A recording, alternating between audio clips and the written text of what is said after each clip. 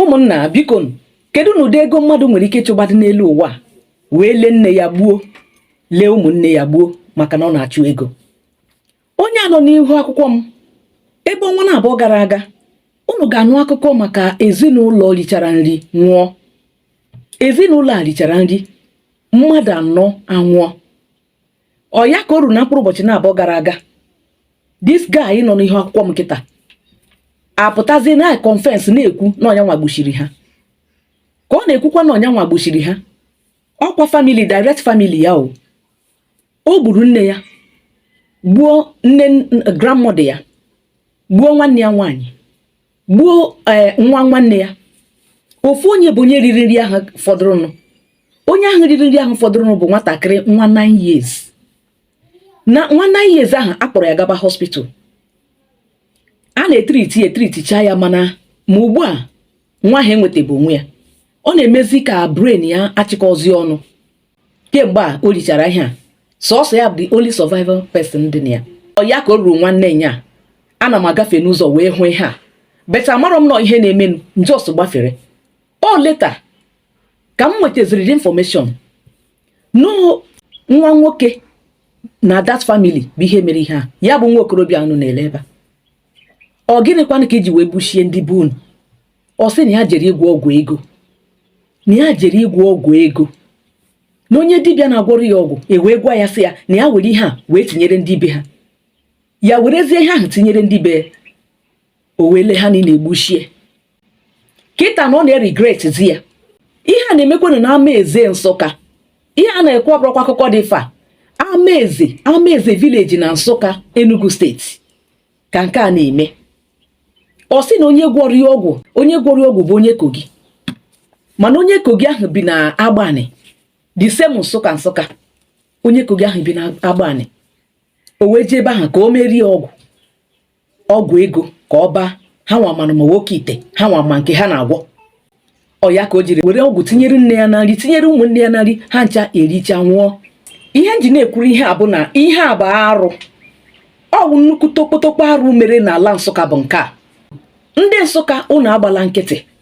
Ndị eze niile nọ na Nsụka ama na unu ga na-enwe nzukọ ndị eze. O nwere ihe na-abụ ome n'oge mbụ.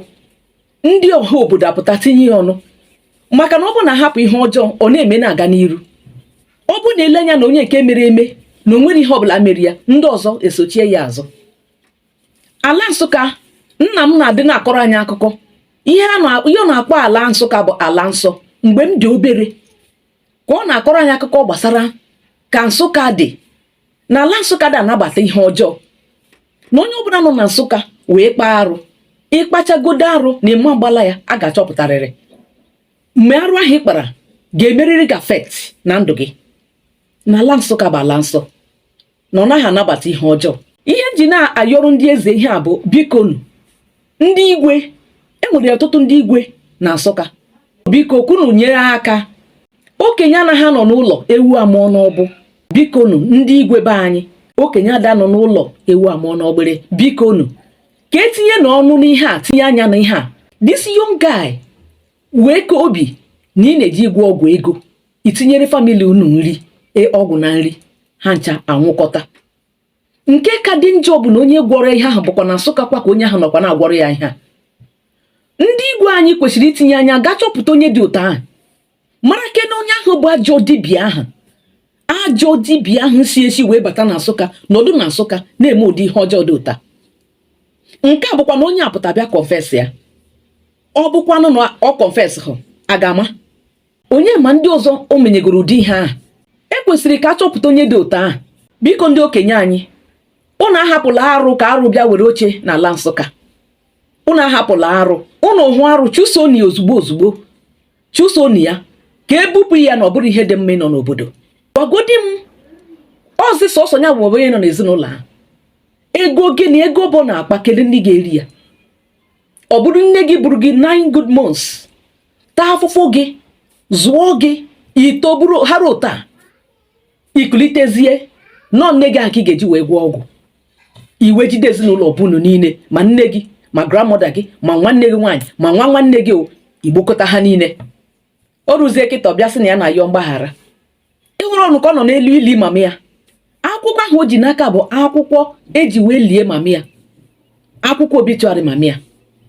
Ọ ya bụ ihe ahụ o ji n'aka na-ayọ mami ya biko ụdị mgbaghara a. Ụmụnne m, kedu otu esi enwe ụdị mgbaghara?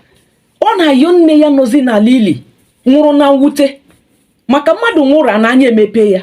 Nne ya ha amago na ọnya nwagburu ya, ụmụnne ya ha amago na ọnya nwagburu ha, mana ọ na ebe a nkịta na-eme na ọ na-ayọ mgbaghara. Amakwa m ụdị mgbaghara bụ nke a, mana ihe nna ayọ ndị okenye be anyị, biko unu agbala nụ nkịtị n'ihe a. Ka arụ kwụsịnụ n'ala Nsụka, ka arụ kwụsịnụ.